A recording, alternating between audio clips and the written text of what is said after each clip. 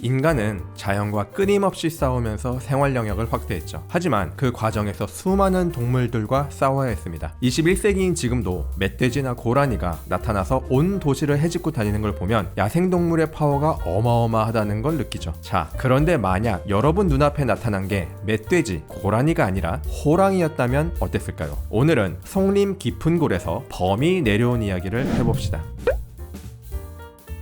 호랑이가 좀 빡세긴 하지만 뭐 자주 있던 일도 아니고 그래봤자 사람 한두 명 물어가고 뭐 그러지 않았겠어? 라고 생각하시는 분이 있을까봐 미리 증거자료부터 투척합니다. 조선이라는 나라는 온통 호랑이와 표범, 살쾡이들이 갖은 횡포를 부리고 다니는 맹수의 천국과도 같았다. 이건 샤를 바라와 샤이에 롱이라는 프랑스 여행가들이 한 말이고요. 조선 사람은 1년의 반을 호랑이를 쫓느라 보내고 1년의 나머지 반을 호랑이에게 잡아먹힌 사람의 문상을 가느라 보낸다. 이건 한국과 그 이웃 나라들이라는 책으로 유명한 이사벨라 버드 비숍이 한 말입니다. 이제 호랑이가 얼마나 빡셌는지 슬슬 감이 오죠. 호랑이로 인한 인명의 손상, 가축의 피해 등을 통틀어 부르는 말이 있습니다. 바로 호환입니다.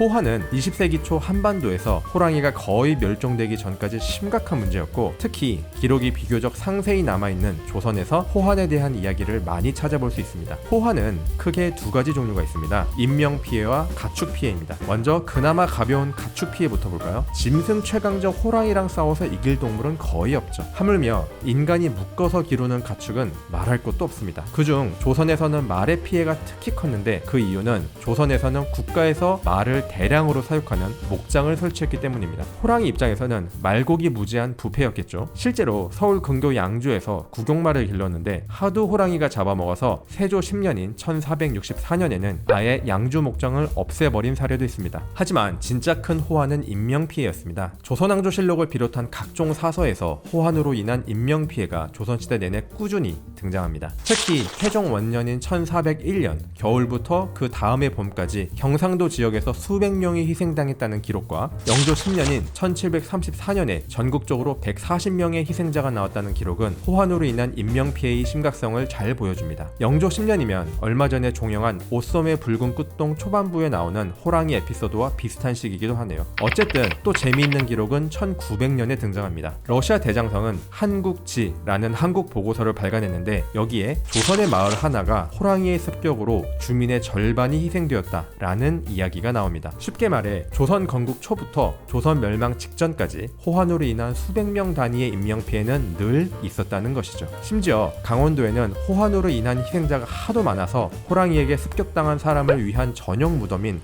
호식총이라는 무덤까지 있었다고 합니다.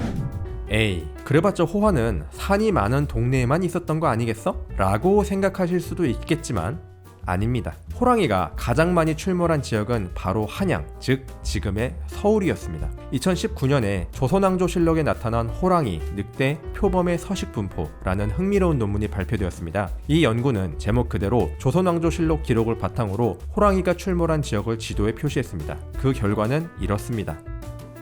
보시면 알겠지만 한양 주변에 집중 분포되어 있죠. 그럼 한양 부근만 더 확대해 볼까요? 한양 부근에서도 특히 도성 내부에 호랑이 출몰 분포가 집중되어 있네요. 실제로 한양 한복판에 호랑이가 출몰한 사례가 기록에 많이 남아있는데, 선조 때는 아예 호랑이가 창덕궁 안에서 새끼를 낳았다는 기록이 있습니다. 왕이 사는 궁궐 안에서 호랑이가 새끼를 낳았을 정도이니 더 이상 자세한 설명이 필요 없을 것 같네요. 그럼 도대체 한반도에 호랑이가 왜 이렇게 많았고 또 왜 이렇게 자주 인간과 부딪혔을까요? 호랑이는 숲속에 살긴 살지만 깊은 숲이 아니라 물이 있는 곳 근처에서 서식한다고 합니다. 근데 물 근처에는 인간도 살잖아요. 그래서 기본적으로 인간과 서식 지역이 꽤 겹친다고 합니다. 하지만 그게 다는 아니겠죠. 여기에 대해 재미있는 가설이 있습니다. 조선은 성리학의 나라여서 왕릉을 보호하는 데에 지극정성이었습니다. 그래서 왕릉 주변 산림 훼손을 엄격하게 금지했죠. 그런데 왕릉하면 또 배산 임수 아니겠습니까? 그러다 보니 왕릉 주변은 숲과 물이 많은 땅, 즉 호랑이가 살기 좋은 명당이 된 거죠. 그리고 왕릉은 대개 한양에서 반나절 거리에 있었으니 한양의 호랑이 출현 빈도가 높을 수밖에 없다는 겁니다. 그리고 호화는 17, 18세기에 특히 많이 나타나는 경향이 있습니다. 그 이유는 두 가지가 있다고 합니다. 하나는 임진왜란을 거치면서 국력이 피폐해지고 호랑이 사냥 활동이 많이 줄었다는 것이고, 다른 하나는 청나라가 호랑이 사냥을 하도 많이 해서 호랑이들이 한반도로 많이 이동했기 때문이라네요. 호화는 영어로 타이거 디제스터 라고 합니다. 하지만 조선 사람들에게 호화는 재해 그 이상이었나 봅니다. 실학자로 유명한 성호이익은 이런 말을 했습니다.